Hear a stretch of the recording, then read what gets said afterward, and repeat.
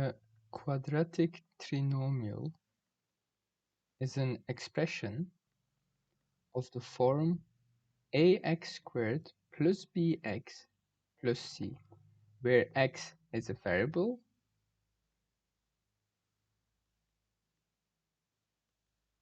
and a, b, c are constants.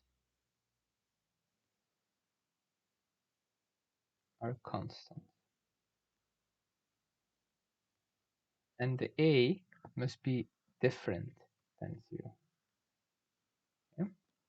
Let's focus on the following expansion. So x plus 2 times x plus 5.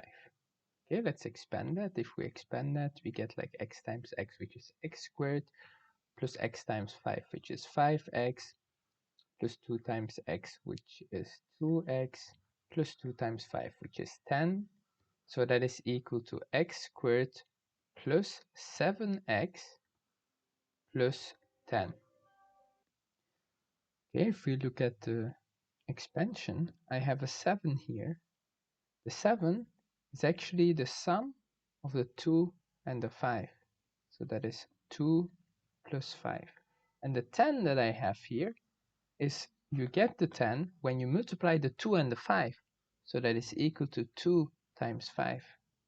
So in general, we can say when we have x squared plus px plus q, which is equal to, let's say, x plus a times x plus b, then we can say that a plus b must be equal to p, and a times b must be equal to q.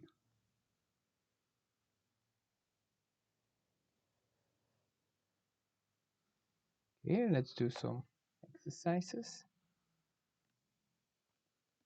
Example 13. So we have x squared minus 7x plus 12. Okay, let's say that is equal to x plus a times x plus b. So we know that the sum of a and b must be equal to the p, and the p in this case is minus 7.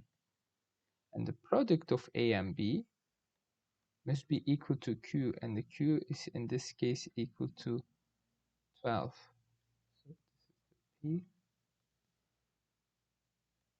So we have to find two numbers whose sum is equal to minus 7 and the product is equal to 12. That is the case when a is, for example, equal to negative 3 and b is equal to negative 4, because negative 3 plus negative 4 is equal to negative 7, and negative 3 times negative 4 is equal to 12. So we can say that x squared minus 7x plus 12 is equal to x minus 3 times x minus 4. Okay, let's go to b. So we have x squared minus 2x minus 15. So let's say that it's equal to x plus a times x plus b. So again, the same method. A plus b must be equal to the p, and the p in this case is negative 2. A times b must be equal to the q, which is the negative 15 here. So we need two numbers, and the sum of those two should be equal to negative 2, and the product of those two must be equal to negative 15. Yeah, that is the case when a is equal to negative 5 and b is equal to 3, because negative 5 plus 3 is negative 2. Negative 5 times 3 is negative 15. So we can say that x squared minus 2x minus 15 is equal to x minus 5 times x plus 3. So you can use this method when the a and the b are whole numbers. So let's maybe write that down as well, with a and b whole numbers or just numbers. Okay. Let's do a more complicated example. Here, fully factorize by first removing a common factor. So this is a bit more complicated because we have to remove first a common factor. So 3x squared plus 6x minus 72. Yeah, what is the common factor in each term that we have? That's the 3. So we can take the 3 out. For the first term, we still have an x squared there. When we take the 3 out in the second term, we have a 2x left. When we take the 3 out in the third term, we have a negative 24 left.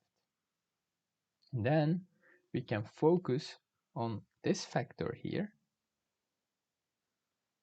So x squared plus 2x minus 24. We equate that to x plus a times x plus b. Okay, so a plus b must be equal to the p, so in this case the 2, and a times b must be equal to the q, which is negative 24.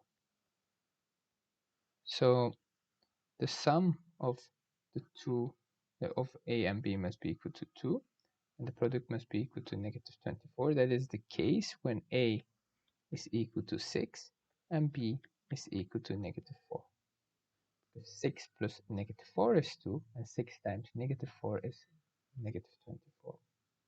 So we can say that x squared plus 2x minus 24 is equal to x plus 6 times x minus 4. So this expression here should be equal to 3 times x plus 6 times x minus 4. Okay, let's go to b.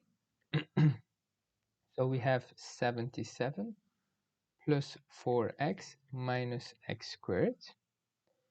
Okay, I prefer to write down first the term with x squared and then the term with x and then the constant term. So I swap it. So minus x squared plus 4x plus 77. In this case, I can take out a minus 1 because I don't like a negative, a minus value in front of the x squared, because here it's only the x squared that we have. Okay, so we don't have a negative sign in front of it.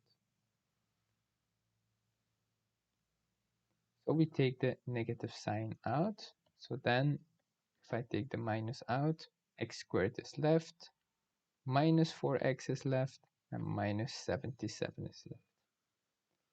Okay. And then I can apply the method we learned in this subtopic.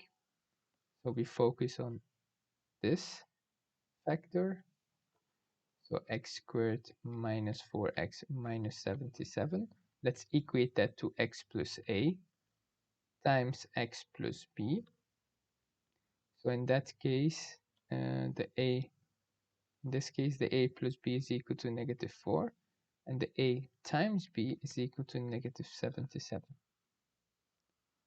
That is the case when a is equal to negative 11 and b is equal to 7, because negative 11 plus 7 is negative 4. Negative 11 times 7 is equal to negative 77. So we can say that this expression here should be equal to x minus 11 times x plus 7. So this is then equal to minus x minus 11 times x plus 7.